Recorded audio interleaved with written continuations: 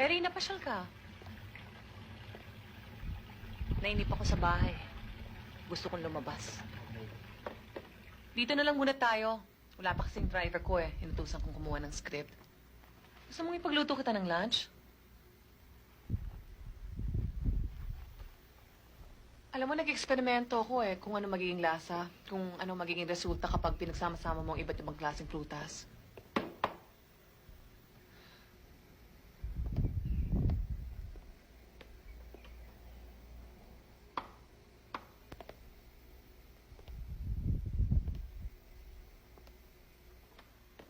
Ang tagal mo nang di nagpupunta sa bahay.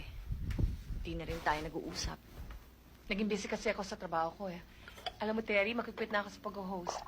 Tinitape ko na lang yung mga natitira pang episodes para dun sa last season. Matutupad na naman ang isa sa pangarap mo. Mag-business na lang. Swerte mo talaga, Monique. Lahat ng pangarap mo natutupad. Hindi naman. Hindi nga ako makakapag-business kung hindi tumulong si Dave. Alam ko. Lagi naman siyang pumapalit sa lahat ng trabaho na iwan ni Alex eh. Ganun naman talaga ang asawa ko. Kahit na nung nabubuhay pa si Alex. Lalo na nung namatay na si Alex. Pamasak butas. Lagi na lang siyang pamalit kay Alex. Terry. Magkunwari tayong nasa show mo. Pero ako ang host. Ikaw ang guest. Ang title ng show, Ikapitong Utos. Huwag kang makikiapid. May isang tanong lang ako sa'yo. Prangkahin mo sana ako. May relasyon ba kayo ng asawa ko? Relasyon? Relasyon. Querida, kabet, number 2, mistress, relasyon. Terry! Huwag mo akong materi-teri! Yun tanong ko, sagutin mo. Are you fucking my husband?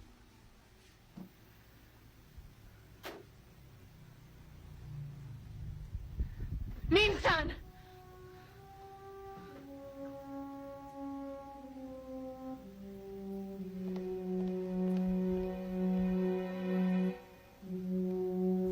I'm sorry, Terry. Nagkataon lang Matagal mo nang mahal ang asawa ko, hindi ba?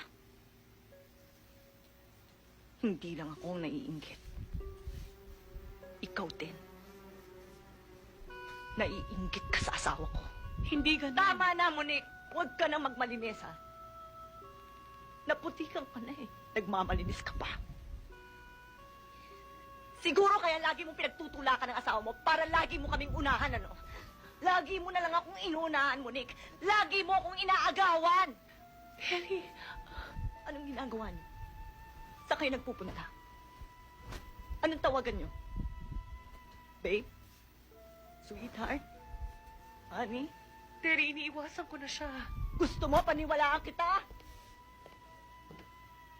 Well, kung gusto mo ng katotohanan, I'll give it to you. Sinusundan pa rin niya ako hanggang ngayon. Handa raw siyang hiwalayan ka.